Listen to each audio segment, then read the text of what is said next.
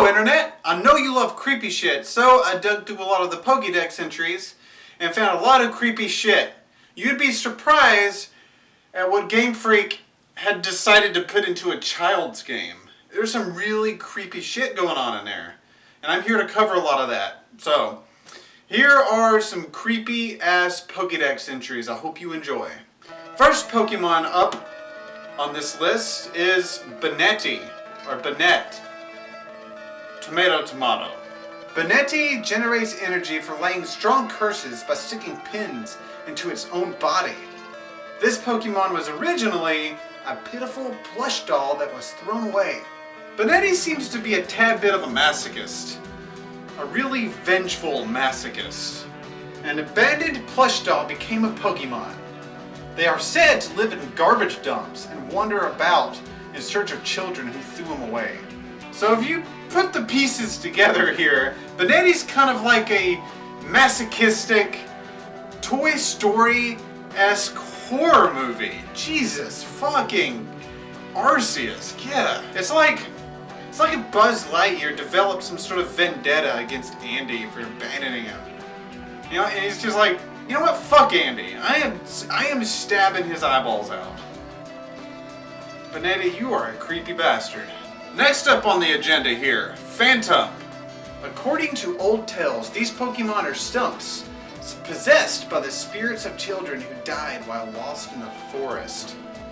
To be honest, I kind of laughed when I first came across this Pokedex entry. It's because I imagined like a sequel to that movie, The Exorcist, and instead of like a possessed child, we have a possessed tree stump, a rotten possessed tree stump.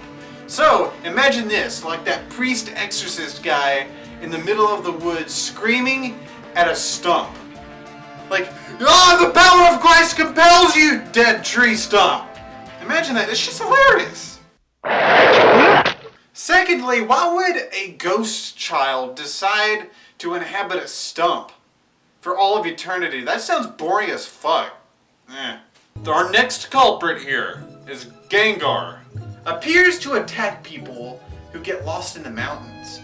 Said to be the culprit behind shadows that laugh in the moonlight. You know, Gengar's always kind of been a favorite of mine. He's always seemed kind of a badass, but he's kind of ruined hiking for me. Is that a shadow? Or is that shit about to kill me? Is that shadow about to fuck my shit up? I promise you, I swear to Arceus, that if I'm ever in a situation where I'm casting a shadow and that shit starts laughing at me, I'm turning all them fucking lights off. That'll show him. Wait. Then the whole room becomes a shadow. I'm fucked. Next up, Drowsy. You thought I was gonna say Hypno, huh? I'm not gonna test him. I'm not gonna fuck with Hypno. It remembers every dream it eats. It rarely eats the dreams of adults because children's are much tastier. Incoming hilarious joke. What do you get when you cross Bill Cosby with Jared from Subway? Drowsy. Get it? Because he's into children. He likes for them to be asleep so he can eat their dreams. That shit was hilarious. Just saying. If your nose becomes itchy while you are sleeping, it's a sure sign that one of these Pokemon is standing above your pillow and trying to eat your dreams through your nostrils. Dude, get the hell out of those kids' nose! You're a special type of creepy. Drowsy. I was about to say Hypno. Tongue slips sometimes. Like, Drowsy, you're bordering on some now Jeffrey Dahmer / Bill Cosby / Jared from Subway shit. You are undoubtedly you have a problem and you need help. But not Hypno. He's fine. He's fine. And finally, Cubone. Wears the skull of its deceased mother. It cries echo inside the skull and come out as a sad melody. Okay, so Cubone has always been one of my favorite Pokemon of all time. Mostly because it has kind of a sad story behind it. It kind of gives Cubone some character. You know, I really feel for Cubone. But at the same time, it's kind of creepy, Cubone, to wear the skull of your dead mom on your head. That means you would have had to like go through some surgical shit.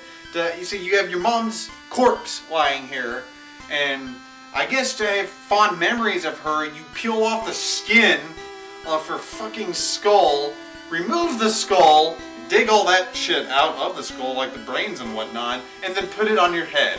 There's a proper way to grieve, and I imagine that that's probably not it. Sorry, Cubone, like, I like you. You're one of my favorites, but that is, that's not right, dude.